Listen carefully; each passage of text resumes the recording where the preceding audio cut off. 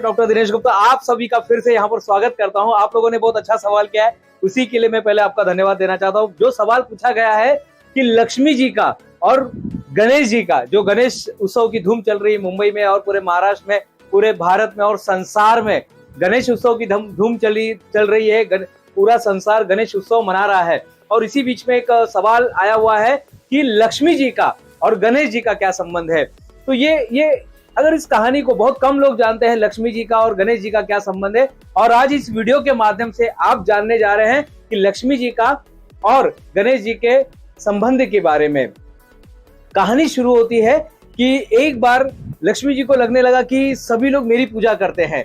तो होता ना, जब कोई ऐसा लगता ना कि जब किसी को ज्यादा मान सम्मान मिलता है तो कहीं ना कहीं उनके अंदर घमंड आने लगता है, और यही विष्णु जी ने देख लिया और विष्णु जी बोले कि अब इनका घमंड तो मुझे उतारना पड़ेगा। तब उन्होंने कहा, उनको बुलाकर कहा कि हे लक्ष्मी, तुम अपूर्ण हो।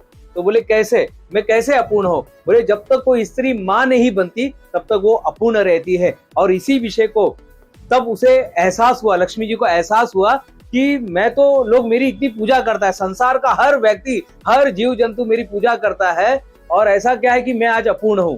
और फिर उसने अपनी सखी पार्वती के पास जाती है।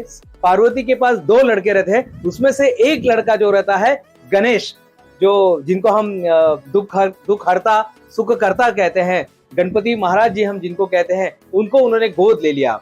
और वो गोद लेने के बाद उन्होंने उसे एक मानस पुत्र कहा जाता है, दत्तक पुत्र कहा जाता है, और उस दत्तक पुत्र को उसने गोद लेकर उसके साथ रखने लगी। और कहा जाता है कि लक्ष्मी जी की पूजा तब तक अधूरी है, यानी जब तक पूरी नहीं होती जब तक आप गणेश जी की पूजा नहीं करते हैं। आप गणेश जी की पूजा करते हैं तो लक्ष्मी जी की जो पूजा है वो पूरी हो जाती है।